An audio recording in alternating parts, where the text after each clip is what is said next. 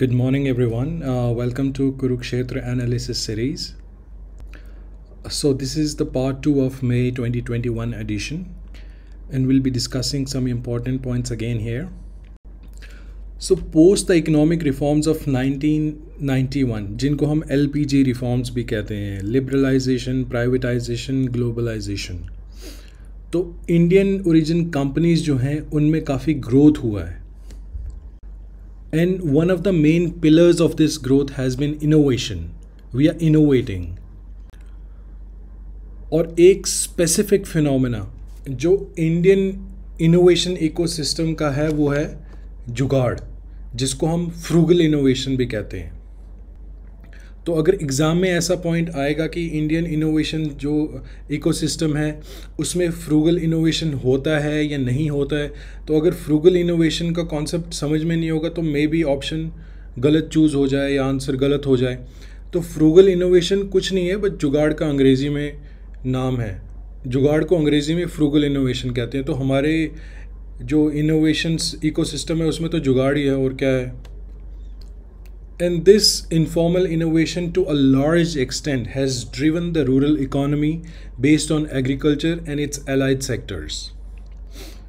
हम जानते हैं कि हमारा जो 90% इंडस्ट्री सेक्टर है दैट्स ऑलमोस्ट इनफॉर्मल, या हम ये कह सकते हैं कि 90% workforce of India is an informal sector, unorganised sector. And therefore, it became important that the innovative ability of this informal sectors is catered to and provided the required support for growth and development. और इसके लिए ऐसी organizations जो इन चीज़ों को support कर सकें उन्हें develop किया गया, such as National Innovation Foundation. ये organization मार्च 2000 में सेटअप की गई थी under department of science and technology, government of India. इस ऑर्गेनाइजेशन का मैंडेट क्या है? To strengthen the grass roots technological innovations and traditional knowledge across the country.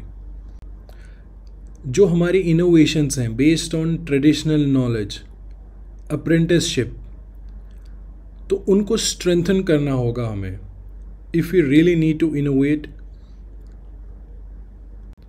in partnership with research institutions, businesses, government organizations at various levels.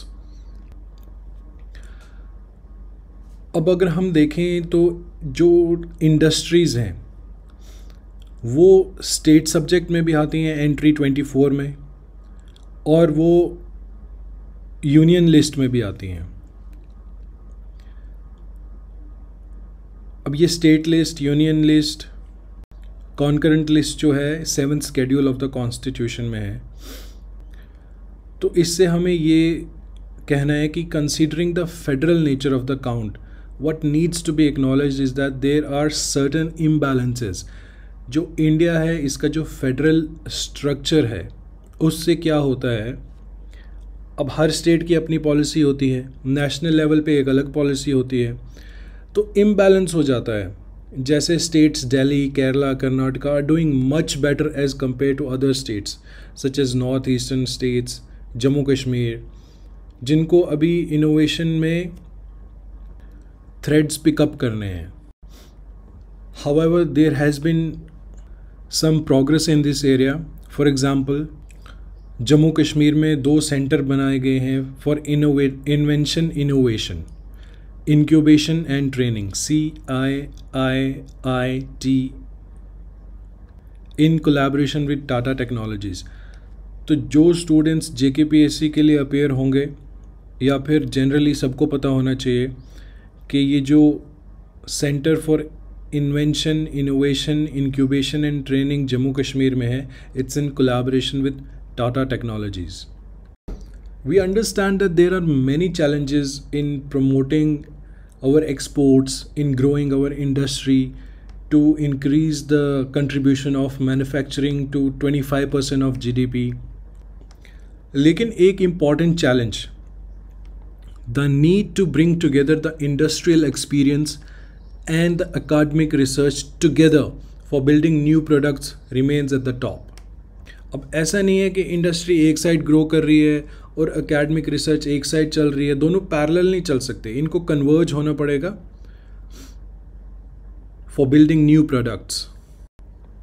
And therefore, the research and development which takes place across the academic institutions has to be aligned with the needs and requirements of the mainstream consumers or the technological advances being made at the national level or the state level or at the grassroots level. So this is part 2 of this edition. Tomorrow we'll be back with the part 3. Please go through this slide. And thank you for your time, guys. You have a great day ahead.